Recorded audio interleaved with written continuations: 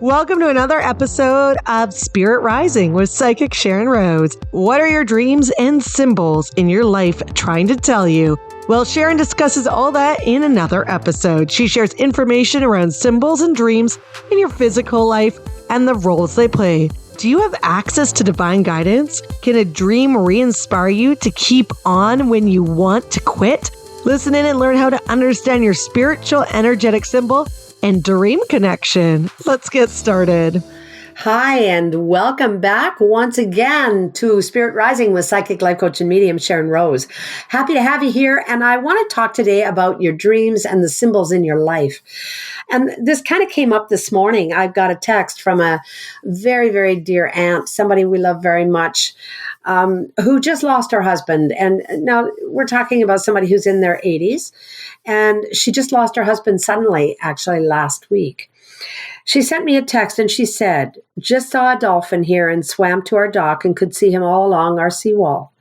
So beautiful, thinking, this might be W. As I believe in thinking animals, birds, butterflies come to tell you things are okay. We very seldom see them in our canal. I wanted to tell you, as most people would think I'm nuts. And you know what's really interesting about that was when I received that text, I was so excited to be able to hear from her and that she trusted me enough to be able to share that with me because it's very relevant. Her husband, our uncle, was just a fun man. He was a very, very good man, very practical, very logical, very realistic. But as I had learned through conversations with him, particularly the last time I saw him, which was last fall in Laughlin, Nevada. These people are from Florida, by the way. We'd had some great conversation, and he had shared with me his kind of newfound belief. He knew that his wife believed in energy and that she believed in angels and she believed in crossover loved ones could communicate with you, etc. But he himself had never really had a strong faith in that direction. He was much more a practical man. And he had come around in our discussion, particularly, he asked me a lot of questions, and it was a lot of fun. And what he was doing was he is the one that sent the dolphin. And so let me share with you what I shared with her. I went, good morning, G. That's wonderful. And from my conversations with W in Laughlin, he would do everything he could to bring you knowledge that he's well and is with you. Dolphins represent guidance, joy, intelligence, and fun. And they also represent teamwork, transformation, and psychic abilities. And I would understand that dolphin telling you that your psychic understanding is relevant. Listen to it and trust it. That will allow W to connect and communicate with you. How wonderful. Thank you for sharing with me this morning. Just imagine W connecting in a way he knew you would understand. I love it, and I send love to you as well. This meant more to her. We continued on in our conversation, and she really is allowing herself to grieve his loss. Again, he had a heart attack, so it was very sudden and it was unexpected. And so I want to talk to you today about symbolism, and I want to talk to you about dreams. But I also want to remind you that Spirit Rising used to be Medium Well, and now it's Spirit Rising, our podcast. This is podcast number 73 in January of 2023. And I want to remind you that at the end of this podcast, I'm going to pick a card, and I'm going to pick a card from the Animal Spirit Guides, Animal Deck. I also want to encourage you to listen to some of the past episodes if you haven't had a chance to, and go over to YouTube perhaps if you like as well. So I want to share with you now. That's symbolic when you talk about the dolphin and something showing up in your life like butterflies or flowers, and in my work that's always going on. I'm always finding clients for example, I had a call yesterday. I did a reading yesterday. It was a Zoom reading for a client who lives quite a ways from me, and we were communicating with her father and her mother and various other people, and all of a sudden a gentleman came through, and she said, "That's my no-no." And every culture has a different name for grandparent, but I understood that grandparent was and she said, he lived to be 89 years old. And she said, I don't know how he did it, because she said he worked in the coal mines. And usually coal miners don't tend to have that long a lifespan. And immediately he showed me a shot glass. And I told her, I said, he told me that it's because he took a shot every day. She said, he did. She started laughing hysterically. She said, he did. Every day he took a shot. And she's, I don't know what was in that glass. And I said, I think it was whiskey.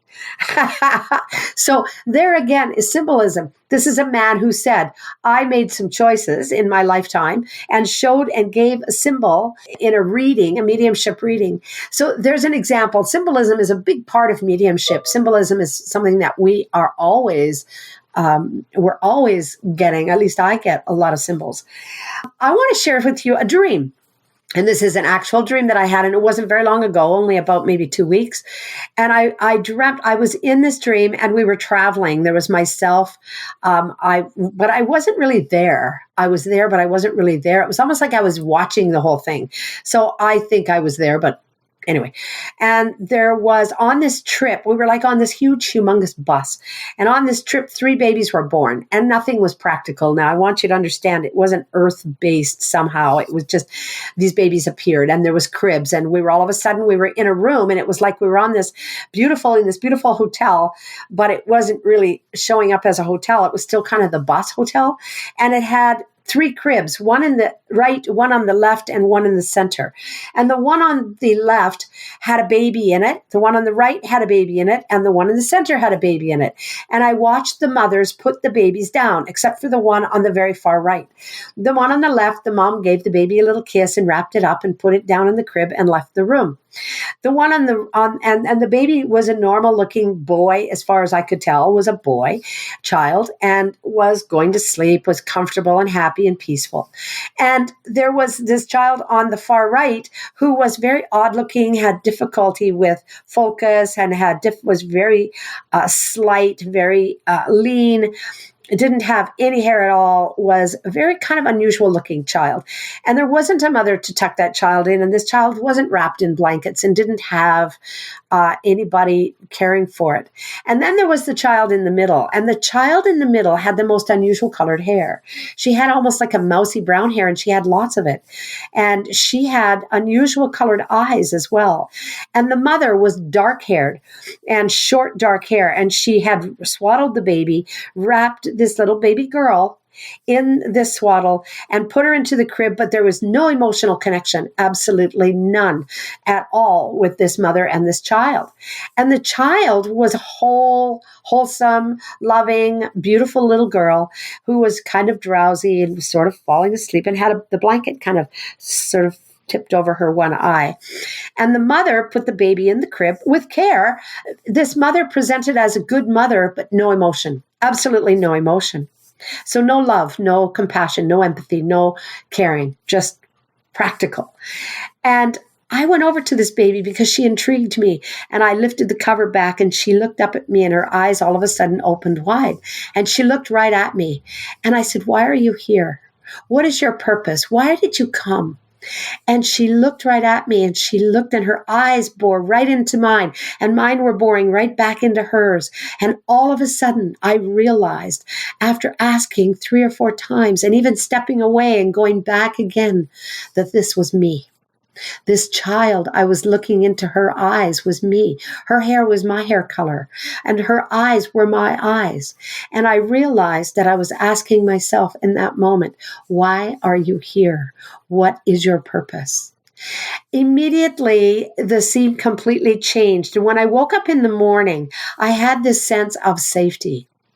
I had this sense of love, and there was another energy that came, not the mother energy. The mother energy never showed up again, and I was away from that scene, and I was in a white environment where there was another energy that was absolutely and just adored me, loved me so much.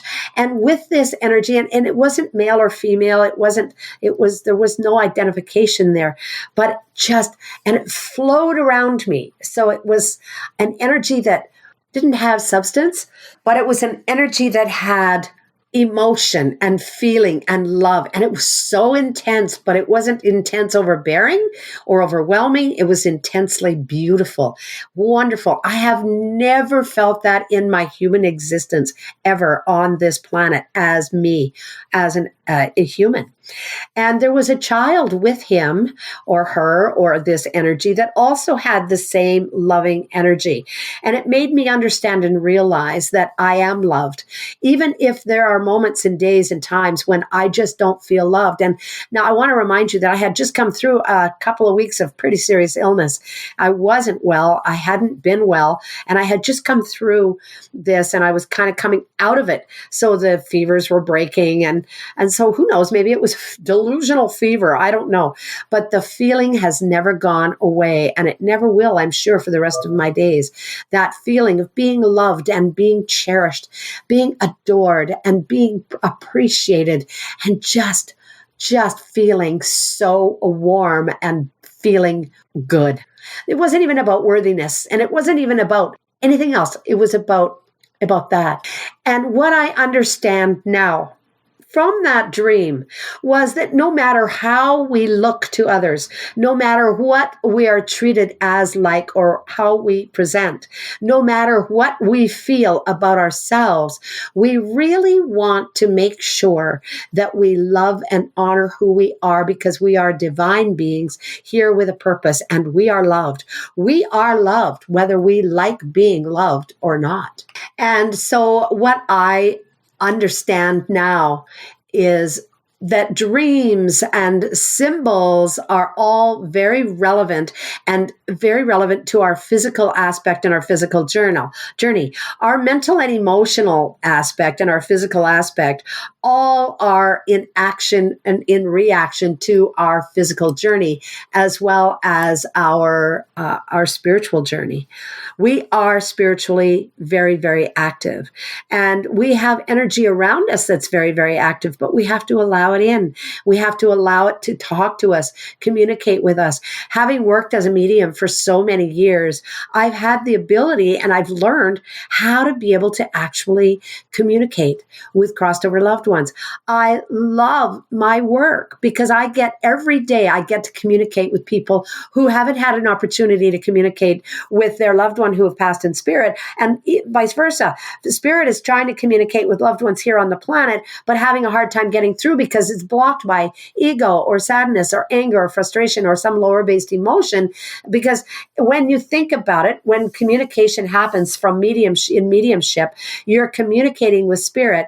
Even if you're communicating with your own crossed over loved one, if you're reaching for them and you're looking for them on an AF radio station, and they're communicating to you on an FM radio station, and your AM radio station's playing music that's really disdainful or not very respectful, or it's coming from a negative place, they will never drop their energy to come down and join you in that negative radio station. And your frequencies are never going to meet. They're going to be yelling at you. They could be screaming at you from a joyful, empathic, compassionate, empowered, enthusiastic, positive place, but you're not going to hear them if you're sitting in grief or sitting in sadness or sitting in hatred or anger or jealousy or any kind of lower based emotion. You have to change the channel. You have to. And when you start changing the channel, then you can start communicating with your loved ones. Now, this has kind of turned into a lesson on mediumship, but I also know that for a fact, some of the ways that we are communicating with our crossed over loved ones, with ourselves, with our higher selves, like I did with that little child, we are communicating and trying to find our way here in our physical journey. And that's where our guides are. That's where our map is. That's where our assistants are. That's where our information is that can help make this trip a little bit easier. Why are you here on the planet? What symbols and dreams are you ignoring that could make your trip a little bit easier? When you wake up in the morning, do you remember your dreams? Most people tend to forget them because they don't try. So what I'm going to suggest to you is to remember your dreams, put a pen and paper beside the bed. And when you go to sleep at night, say, I want to remember my dreams, please. And if you have a question, something to do with your work or your health or your relationships or your family or your abundance, if you have a question, write it down on that piece of paper beside your bed and send it up. and send it out and ask for an answer to that question. And you'd be surprised, 2 or 3 nights sleep, maybe even 1 night's sleep. And you'll all of a sudden start getting answers and you'll be like, wow, this is amazing. I don't know how come I never thought of this before. And we think we create those answers ourselves. We think we come up with it on our own, but we really don't. We're actually being what is called inspired. Yes, we are. And spirit will inspire us. In spirit, inspired. So the card I picked today for you, I want to encourage you to listen to some of the other podcast episodes. There's all kinds of different topics. And if you have a topic you'd like to hear, email me, Sharyn@SharynRose.com. Email me and tell me what you'd like to talk about, what you'd like to hear about. The card I picked today is the chimpanzee. Use both your intuition and your intellect to solve the problems or get answers to your questions. So use your practical self, use your brain, use your physical reality, use the research that you do in this world here on planet Earth, but use your intuition. Use your intuition by engaging with your dreams, identifying the symbols that are around you, things like the dolphin that my aunt was able to see. God bless her. She was able to understand with that dolphin that he was connecting with her and he was communicating with her. How wonderful is that? I love you all. Thank you so very much for tuning in. I'm really glad that you did, and I'm looking forward to speaking with you again next time. Bye-bye for now. Thank you for listening to Spirit Rising with Psychic Sharyn Rose, formerly the Medium Well podcast. Still the same great podcast with the same great advice from Sharyn Rose. Make sure you follow us on your favorite podcast player, Apple, Spotify, Amazon, Google Podcasts, and never miss an episode. All you have to do is follow on your favorite player, and you'll be able to catch a new episode of Spirit Rising with Psychic Sharyn Rose every Wednesday, released at 7 a.m. Pacific Standard Time. We'll talk to you next time.